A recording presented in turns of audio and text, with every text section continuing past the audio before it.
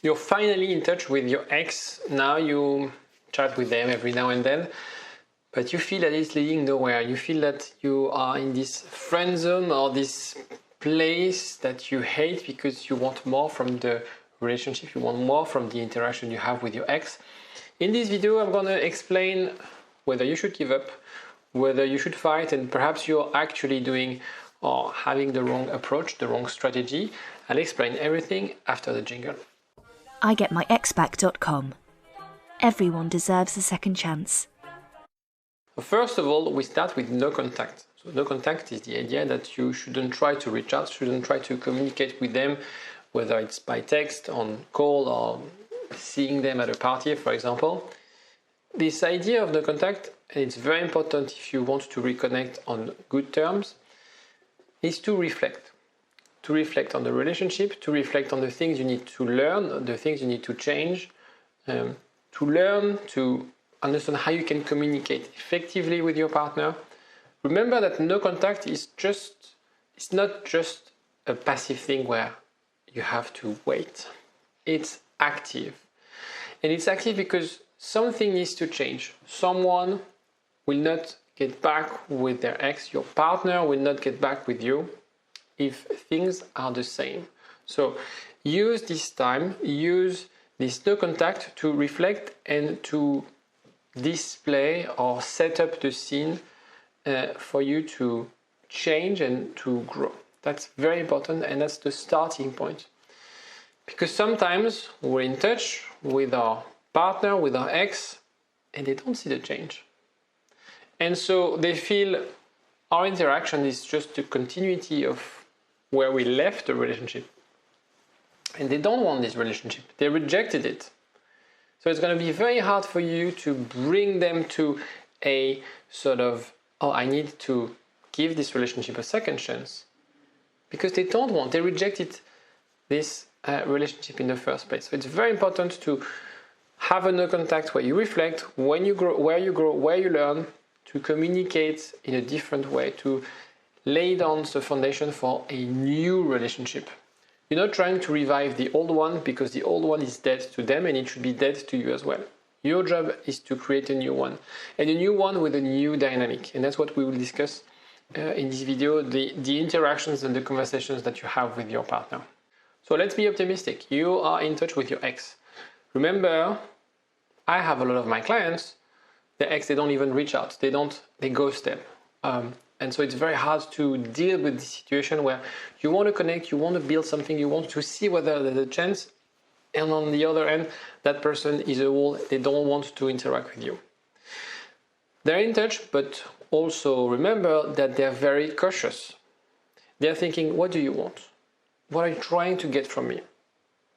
Are you trying to manipulate me? Are you trying to get me somewhere? Am I ready to start a relationship? I'm ready to go deeper in our interaction.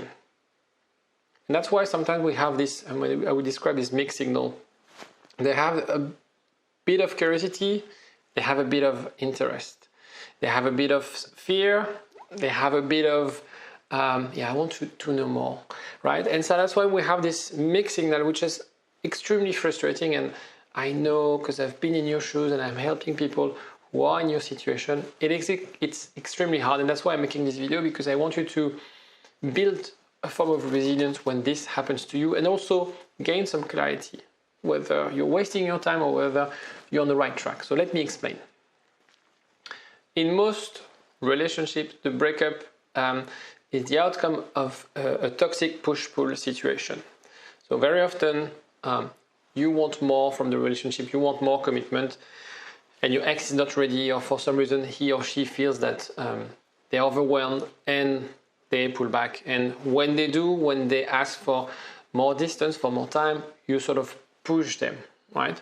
And so the no contact, by definition, would break this push-pull situation, because they won't feel that you're trying to get something, and you won't feel that I need to get them to provide something to me. So as soon as you get back in touch, obviously, this push-pull would return.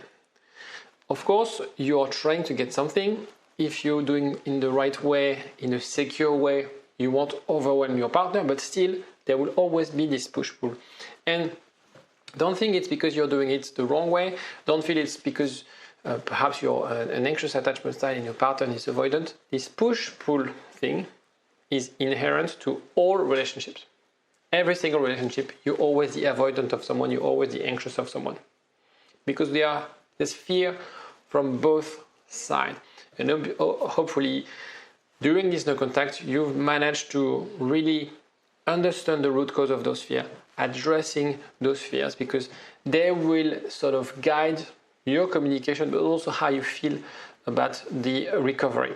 Remember what we look at, or remember this trend. It is never a straight line. And I put a screenshot of, I think it's Microsoft year to date. They're up 40%. Look at the line. It's not a straight curve. You always have ups and downs. The problem is that, for example, if we look intraday on the stock, maybe one day they lost 5%, but the next day so it's really looking at how you can zoom out. If you look at a sort of a short-term window, maybe on 1 week they lost 10%. But then the next week, so it's really about having this ability to zoom in and out. You've been with your partner for months, perhaps years. Don't get frustrated if 1 week you don't get the result that you want. If during 2 weeks you have this kind of mixed signal, or your partner seems not necessarily very keen to get in touch or to see you.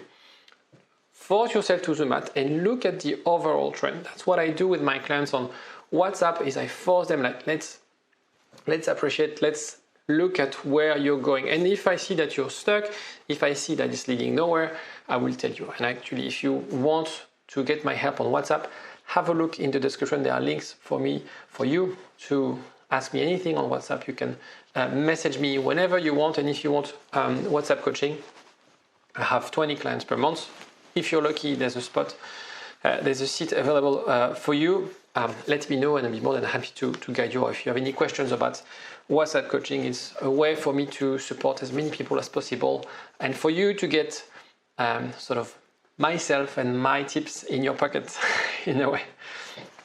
So really focus on the overall trend. If you're looking at what's going on this week, this day, this minute, you might end up being overwhelmed. You might end up feeling a bit sad or depressed or angry that you don't get the result that you want. Now the question is, should I initiate?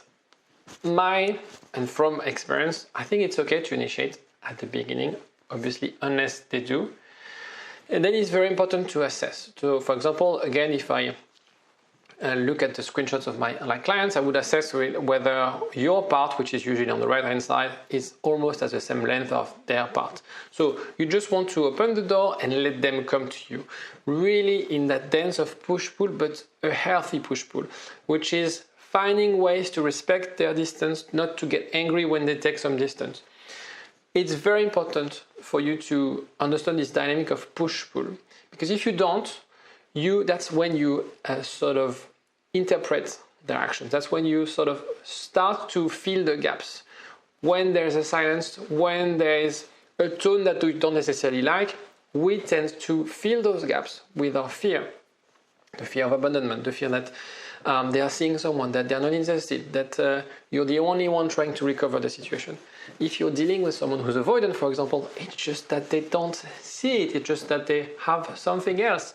And of course, they care about you, but their mind is also busy on other things. And it doesn't mean that you don't have a chance of getting back together. It's just because the way they perceive time, the way they perceive interaction is way different. For example, when I text, I'm very straight to the point, not necessarily overly affectionate. And a lot of people, a lot of avoidant like myself, they tend to be very cold and distant by text. Face-to-face is different because you can't really hide things, especially if you have feelings for that person. The important thing here is the feeling of control. Let me explain. And that's the hard part if you have an anxious attachment style. The idea that you need to let go. The idea that you need to let them take control. I know a lot of people who have an anxious attachment style, they feel safer when they control things, right? The problem is when you do that, your avoidant partner will feel threatened, will feel like, hold on, they are trying to make me do something. The problem is that they are sort of what they love the most is freedom, is doing things on their own terms. So the idea is to facilitate the recovery, to create that safe space, right? So understand that avoidant, they feel pressured because of the control you might have sort of used on them. And by sort of laying the ground, respecting their needs, respecting their needs for space, the distance, the time, you will ensure that they feel in control. You have to kind of fake it. And I'll explain in the next slide what I mean by that. So the idea is to make them perceive they are in control. It sounds like a game. To some extent, it's a game. And as a relationship therapist, I'm not a big fan of playing games with someone you want to build a relationship with. It's a transition. You have to put a mental deadline. What you're doing right now is you have to mirror your ex's attitude. In a way, do whatever it takes. If you need to pretend that you're avoidant, that you are overly independent, fake it. Don't fake it for the rest of your life. Fake it just for this phase of the recovery. And you have to assess if, despite the effort of giving them space and freedom, if you don't see any sign, any investment, or perhaps maybe you're pushing a bit too much, you pull back. But this time is to protect you, because this time it's not because you want to reflect on relationships, it's not because you want to assess or to learn. It's really about, okay, I don't want to deal with someone who's treating me this way. I have my boundaries as well, and I don't want to be treated this way. This is the important part of this video. And actually, before I forget, because I always forget, if you like this video and if it helped you feel motivated, don't forget to press like. It does help me a lot. You can also subscribe. There's another slide after this one, even more important than this one. But here is the shift that needs to happen. You value the relationship. You know what you want, right? You're watching my videos, you're calling me, you're trying to get some help to be more secure. And at this stage, you've done your part of the deal, okay? To reconnect on their terms, okay? To create that safe and secure space, the foundation for a resolution. Maybe it's not gonna work, but you've done your part. And you know that you haven't done any major mistakes and you've done your part. So the real question is, what is your ex doing? They are playing it safe, they are scared, they don't know what they want. And that's the very important thing. You've done your part. You're learning, you're growing, you're trying to become a better person, you're trying to adapt your style, be empathetic, to do the right things, basically. What are they doing? And at this stage, if your ex is scared, it's not because of their insecurities. If you want a solid relationship, you need a partner, you need a teammate, and someone who's willing to work on themselves. Someone who's also willing to meet you halfway. That's what is a relationship. And so if you're the only one playing the game, if you're the only one investing, if you're the only one trying to grow, trying to solve the problem, and they're not. Someone who values what you had, and they don't. Perhaps you're wasting your time. Perhaps he or she's not the right person for you. I'll let you reflect on this. Take care, guys. Bye. For a long time.